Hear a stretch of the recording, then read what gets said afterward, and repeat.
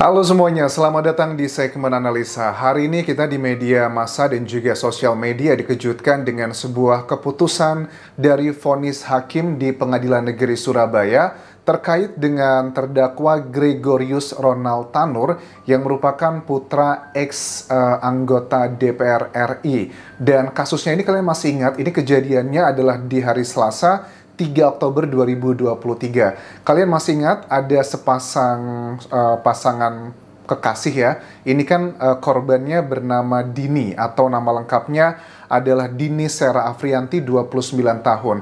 Kita lihat di CCTV itu ada rekaman pada saat mereka masuk lift, kemudian mereka itu terjadi kayak perselisihan, bahkan ditampar sampai dipukul kepalanya Dini menggunakan botol. Dan tidak sampai di situ aja, bahkan CCTV menunjukkan pada saat Dini itu berada di basement, dia sempat ditelindas loh oleh si Ronald Tanur ini. Tapi nggak ngerti ya, ada 3 hakim yang memutuskan ya. Hakim ketua bernama Erin Tuah Damanik, yang anggotanya adalah Mangapul, dan anggota lainnya Heru Hanin Dio. Yang diputuskan dalam Pengadilan Negeri Surabaya pada hari Rabu 24 Juli 2024, putusannya aku bacakan begini. Menurut Hakim Ketua Damanik, membebaskan terdakwa dari seluruh dakwaan, memerintahkan terdakwa dibebaskan dari tahanan setelah putusan ini diucapkan, memberikan hak-hak terdakwa tentang hak dan martabatnya. Mohon maaf Pak Hakim yang mulia, yang terhormat, ini keputusan yang sangat mencederai logika berpikir masyarakat begitu. Jelas-jelas CCTV-nya semuanya ada bahwa terlepas penyebabnya apakah dia meninggal gara-gara itu atau bukan, tetapi kan itu adalah pemicunya. Memang kita belum tahu ya mengenai hasil otopsi, penyebab kematian itu apa. Tapi kan dengan bagian-bagian yang sebegitu clear-nya, ini sih sangat konyol banget ya. Coba kita bahas adalah dari kejaksaannya yang menjadi perwakilan korban dalam persidangan ini. Menurut Harli Siregar, Kapus Penkum Kejaksaan Agung, bahwa saat ini mereka sedang menunggu salinan putusan dari Pengadilan Negeri Surabaya dan nantinya akan dilakukan pertimbangan apakah akan banding atau tidak. Kayaknya sih bakal banding ya, karena banyak yang nggak masuk akal ini. Salah satu hal yang disampaikan oleh Harli Siregar bahwa poin-poin yang membuat hakim secara general membebaskan terdakwa ini adalah yang pertama, karena tidak ada yang melihat peristiwanya secara langsung. Tidak ada yang melihatnya secara langsung. Ini konyol sih. Apakah fungsinya yang namanya scientific crime investigation? Apa fungsinya CCTV? Kalau ini menjadi poin yang dikatakan dari Kapus Penkum Kejaksaan Agung bahwa tidak ada yang melihat peristiwanya secara langsung. Yang berikutnya adalah dikatakan yang meringankan adalah mereka di bawah pengaruh alkohol. Jadi kalau kita melakukan tindak pidana, kita nggak sadar, aman nih, karena kita di bawah pengaruh alkohol dua-duanya begitu. Ya, seperti dikatakan tadi bahwa ada CCTV menunjukkan bahwa pelaku menindas korban, ada juga visum yang menjelaskan. Padahal ini pasalnya bisa berlapis ya, kalau aku lihat dari sejumlah ahli hukum bahwa ini ada yang pembunuhannya 338, ada penganiayaannya dan juga kelalaiannya, dan masih banyak lagi. Ya paling enggak gitu, kalau seandainya memang terbukti misalnya gini, kita nggak tahu nih hasil otopsinya, penyebab Dini itu meninggal dunia mungkin karena tiba-tiba dia serangan jantung. Tapi kan dengan perilaku-perilaku tersebut, itu kan ada bagian kelalaiannya gitu. Coba kita lihat dulu, karena kan si Ronald Tanur ini sebenarnya sudah dipenjara ya. Kita coba lihat perjalanan kasus ini. Ini adalah efek kalau sebuah kasus persidangannya itu tidak dikawal oleh media, kayaknya sih bakal kayak gini gitu ya. Kalau kita lihat dari tuntutan yang diberikan oleh jaksa itu kan hukumannya adalah tuntutannya 12 tahun penjara dan ganti rugi 263 juta rupiah.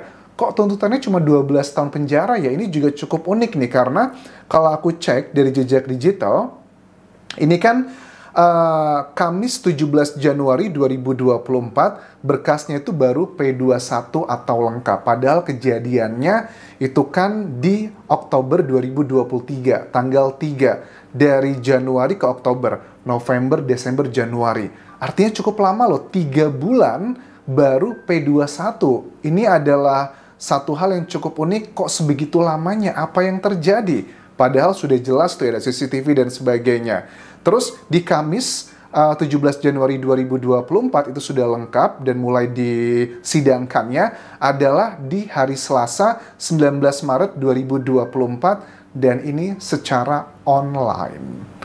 Apa alasannya? Apakah karena ada COVID saat itu? I don't know. 19 Maret 2024 adalah sidang perdana secara online. Bahkan jaksa itu menunda 3 kali memberikan tuntutannya yang tadi 12 tahun dan akhirnya jaksa pada 27 Juni 2024 memberikan tuntutan 12 tahun penjara dengan uang ganti rugi totalnya 263 juta rupiah. Pasal yang dilanggar adalah 338. Ini berarti pembunuhan yang spontanitas. Oke, mungkin dari jaksa juga melihat bahwa kalau dipikirnya ini adalah sebuah rencana. Kan kalau rencana ya, itu ada jeda antara eksekusi sama perencanaannya itu ada jeda waktunya. Tetapi kalau aku lihat dari pasal-pasal memang betul sih, ini lebih ke pasal 338 yang sifatnya adalah spontanitas. Tetapi kok bisa dari hakim ini memberikan vonisnya adalah bebas? Itu aneh loh. Yang lebih anehnya lagi pada saat Gregorius Ronald Tanur berbicara ke media massa, kan dia terlihat senyum ya. Senyum dan ditanya sama wartawan. Bang, katanya, ini kan sudah ditahan lama dan ternyata abang bebas nih, gimana dong? Oke, berarti ditahannya sudah sejak awal tahun ya, mungkin akhir tahun sudah ditahan ya, tahun 2023 sampai sekarang di bulan Juli. Jawaban dia adalah begini, tidak apa-apa, yang penting Tuhan yang bertindak. Tuhan yang buktikan mana yang benar. Oke, bahwa Tuhan gitu ya, aku yakin sih kalau Tuhan itu ya nggak tahu sih, aku ngerasa kayak ada yang aneh loh dengan ketiga hakim ini yang memberikan vonis tersebut. Apa alasannya gitu? Ya, kita coba tunggu nanti salinan secara utuhnya seperti apa. Tetapi dari ini saja, kalau seandainya memang dia tidak terbukti melakukan, misalnya meninggalnya dini adalah karena serangan jantung misalnya. Tetapi kan ada pasal-pasal yang lain seperti penganiayaan atau hal-hal yang kelihatan banget dipukul pakai botol. Dan jeda antara kejadian tersebut dengan waktu meninggalnya dini kan nggak jauh beda. Dia kan dibawa ke rumah sakit kan, walaupun sebelumnya dibegitukan. Bahkan pada saat si Ronald Tanur ini mau ngebawa kekasihnya tuh ke rumah sakit kan nggak langsung dibawa. Dia sempat teriak-teriak dulu kan ya, nangis histeris gitu, dan akhirnya dibantu sama orang-orang yang dari sekitar untuk dibawa ke rumah sakit. Ini adalah sebuah hal yang sangat konyol, mencederai logika berpikir masyarakat. Makanya ada komentar netizen bilang gini, ini kenapa nih hakimnya kok begitu? Apakah hakimnya dugaannya masuk angin kah? Ya kalau masuk angin minum aja obat ini ya, obat masuk angin gitu. Kita lihat coba profil dari 3 hakim ini. Ya, LHKPN lah. Ya, media-media juga kan sudah melihat nih. Erin Tuadamanik, Hakim Ketua. Total kekayaannya LHKPN, Laporan Harta Kekayaan Penyelenggara Negara, itu totalnya adalah 8 miliar rupiah. Oke. Cukup masuk akal kalau beliau sudah senior, kita ya harus positive thinking ya. Vonis mati terdakwa kasus pembunuhan Hakim Jamaluddin di Medan 2019. Itu adalah salah satu kasus yang viral yang pernah dibahas oleh beliau. Ini adalah hakim ketuanya. Ya, mudah-mudahan kalau 8 miliar masih masuk akal sih, hartanya nggak yang aneh-aneh. Tapi kita tahu lah di Indonesia itu yang namanya data-data seperti LHKPN, banyak kan para koruptor itu hartanya LHKPN-nya cuma 11 miliar, 12 miliar, tapi korupsinya ratusan miliar lah. Uang itu pada kemana gitu? Ya, banyak sekali isu-isu yang dilakukan kayak pencucian uang. Nah, hakim anggota yang pertama adalah Mangapul, total kekayaannya 1,3 miliar. Masuk akal banget sih.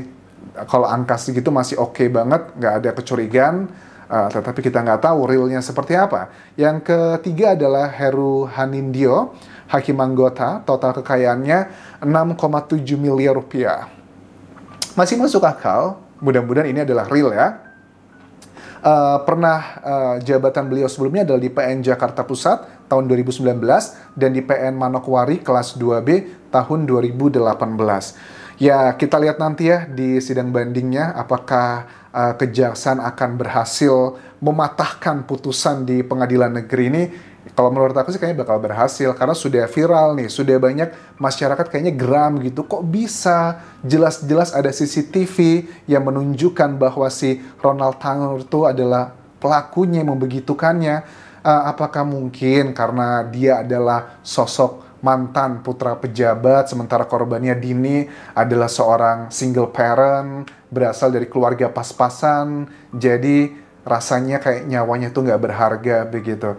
Padahal awal-awal kasus ini viral loh, cuma kan viralnya gara-gara CCTV tersebut aja ya. Tapi dalam persidangan kita memang tidak pernah melihat ada media yang melakukan peliputan secara khusus atau menyiarkan secara langsung.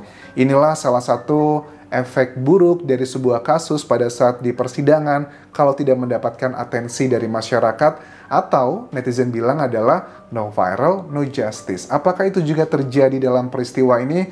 Mudah-mudahan ada keadilan yang benar-benar adil untuk Dini, karena kita tahu sih hukum itu kan bukan alat balas dendam ya, tapi kalau dia dibebaskan ya konyol juga sih bagi aku pribadi. Jelas-jelas ada data-data ilmiah lah, CCTV itu yang menunjukkan perilakunya Ronald Tanur sebelum Dini itu meninggal dunia. Terlalu memaksakan, kalaupun seandainya hasil otopsi menunjukkan bahwa penyebab meninggalnya misalnya karena serangan jantung, tapi kan rangkaian peristiwanya itu konyol sih, bisa aja penganiayaan sebenarnya. Oke, sementara itu bisa aku update. Sampai ketemu lagi di video berikutnya. Tinggalkan like dan juga komen, subscribe channel YouTube ini, follow Instagram, Facebook, dan juga akun TikTokku di Anjas Asmara. Sampai jumpa.